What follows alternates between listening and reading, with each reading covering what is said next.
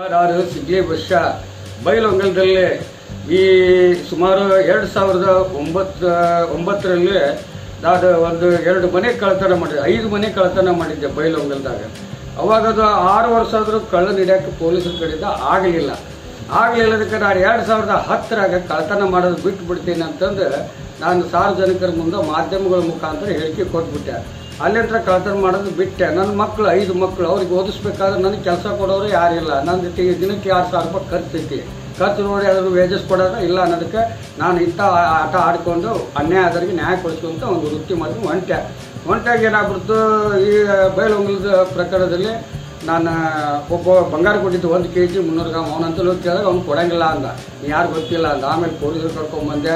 ನಿಂದ ಅದೆಲ್ಲ ಆಧಾರ ಕೊಟ್ಟೆ, ಹಿಡಿದ್ರೆ ಕೇಸ್ ಹಾಕಿದ್ರು. ಬೇಲ್ ಮೇಲೆ ಹೊರಗೆ ಬಂದ್ವಿ. 2 ಮಂದಿ ಮೇಲೆ ಕೇಸ್ ಹಾಕಿದ್ರು, ತೊಗೊಂಡವನು ಮತ್ತು ಕೊಟ್ಟವನ ಮೇಲೆ ಕೇಸ್ ಹಾಕಿದ್ರು. ಅವಾಗೇನಾಗ್ಬಿಡ್ತು, ನಾನು ಆ ಕೇಸ್ಗಳು ಬೇಲ್ ಮೇಲೆ ಹೊರಗೆ ಬಂದಿದ್ದಾಗ ಸುಮಾರು ಕೇಸ್ಗಳನ್ನೆಲ್ಲ ವಾದ ಮಾಡ್ತಾ ಬಂದರೂ ನನಗೆ ಇದು ಬಂದೇ ಇಲ್ಲ, ವಾರಂಟ್ ಬರಲೇ ಇಲ್ಲ.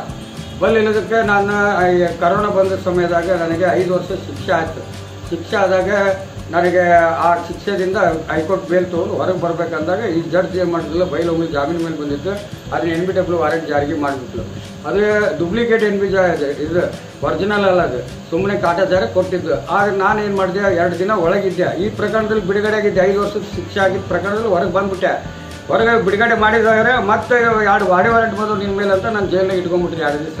ಅವಾಗ ನಾನು ಸೂಪರಿಂಟೆಂಡೆಂಟ್ ಅಂತೇಳಿ ಬಂದು ಕೇಳಿದೆ, ನಿಮಗೆ ಕಾನೂನು ಗೊತ್ತಿದ್ರೆ ಆರೋಪಿನ ಇಟ್ಕೊಂಡು ಜೀವನ ಮಾಡೋದು ಕಲೀರಿ.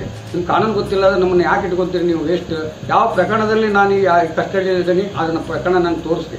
ಅವಾಗ ಅವ್ರು ಹೇಳಿದ್ರೆ ಬೈಲಹೊಂಗಲದ 2 ಪ್ರಕರಣದಪ್ಪ CC ನಂಬರ್ ಇಂಥವ ಅಂತ. ಆ ಪ್ರಕರಣದಲ್ಲಿ ನಾನು ಬೇಲ್ ಮೇಲೆ ಇದ್ದೀನಿ. NBW ವಾರೆಂಟ್ ನಾನು ಇವಾಗ ಬೇರೆ ಪ್ರಕರಣದಲ್ಲಿ ಇದ್ದಾಗ ಸುಪ್ರೀಂ ಕೋರ್ಟ್ ಆದೇಶ ನಾನು ಪಾಲಿಸ್ಬೇಕು. ಇವತ್ತು ನಾನು ಇದನ್ನು ಹೊರಗೆ ಬಿಡುಗಡೆ ಆಗಿ ಹೊರಗೆ ಬಂದ್ರೆ ನೀವು ಅದನ್ನು ತೊಗೊಂಡು ಆ ಕೇಸ್ನ ಪಿಟ್ ಮಾಡಿರಲ್ಲ, ನೀವು ಜೈಲಿನಾಗೇ ಅರೆಸ್ಟ್ ಮಾಡ್ತೀನಿ ಅಂದ್ರೆ ಅದು ತಪ್ಪಾಗುತ್ತೆ. Act the crime but not the criminal ಆಗುತ್ತೆ. ಅದಕ್ಕೋಸ್ಕರ ನಾನು ಹಕ್ಕಿಗೆ ಧಕ್ಕೆ ಆಗುತ್ತೆ, ಹಕ್ಕಿಗೆ ಧಕ್ಕೆ ಕೊಡಬಾರ್ದು ಅಂದ್ರೆ ನಾನು ಇದನ್ನು ಪಾಲಿಸ್ತೀನಿ ಅಂದಾಗ ಅವಾಗ ಬೇಲ್ ಮೇಲೆ ಹೊರಗೆ ಬಂದಾಗ ಅವಾಗ ಜಡ್ಜ್